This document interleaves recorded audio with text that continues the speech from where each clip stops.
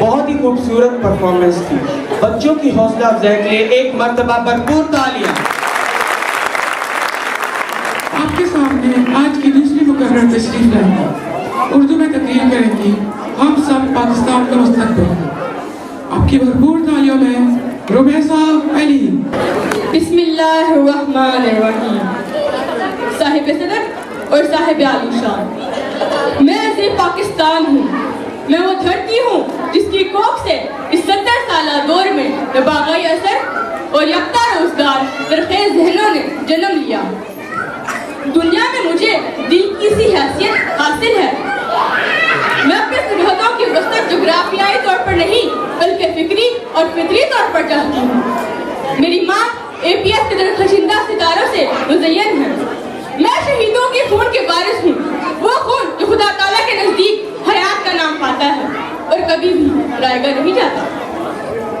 اس وقت دنیا کے تمام سپر پاورز کی نگاہیں ہماری طرف لگی ہوئی ہیں کیونکہ ہمارے والد سے چھڑے ہوئے ہیں.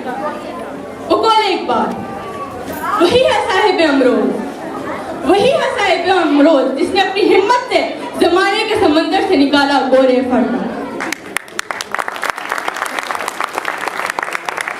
اس طرح مجھے یہ بات اچھی طرح سمجھ آ گئی ہے کہ ہم اپنے ملک پاکستان کا مستقبل ہیں.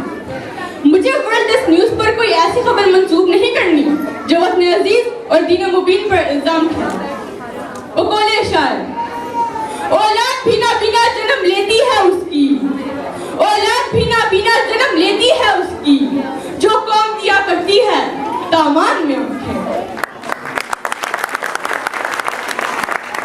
الحمدللہ میری آنکھیں پاکستان کو دنیا کا چاند بنتا دیکھ رہی ہیں اور میں خوش ہوں کہ میں اور آپ سب اس ملک پاکستان کا مستقبل ہیں اور لا الہ کا کلمہ حق بلند کرتے ہیں کہ بہت جلد پاکستان معاشی طور پر، سماجی طور پر اور مذہبی طور پر ایک پیٹرن بن کر ابھرنے والا ہے. اور آخر میں بس اتنا ہی کہوں، میرے وطن کے اداس لوگوں، نہ خود کو اتنا حقیر سمجھو کہ کوئی تم سے حساب مانگے، نہ خود کو اتنا قلیل سمجھو کہ کوئی اٹھ کر کہے تم سے وفائیں اپنی ہمیں لوٹا دو، وطن ہی اپنا ہمیں تھما دو. اٹھو اٹھو اور اٹھ کر بتا دو ان کو کہ ہم ہیں اہل ایمان سارے، نہ ہمیں کوئی صنم قدا ہے، ہمارے دل میں بسے خدا. جھکے سروں کو اٹھا کر دیکھو، قدم کو آگے بڑھا کر دیکھو، ہے ایک طاقت تمہارے سر پر، قدم قدم پر جو ساتھ دے گی، اگر گرے تو سنبھال لے گی. میرے وطن کے اداس لوگوں، اٹھو چلو اور وطن سنبھالو.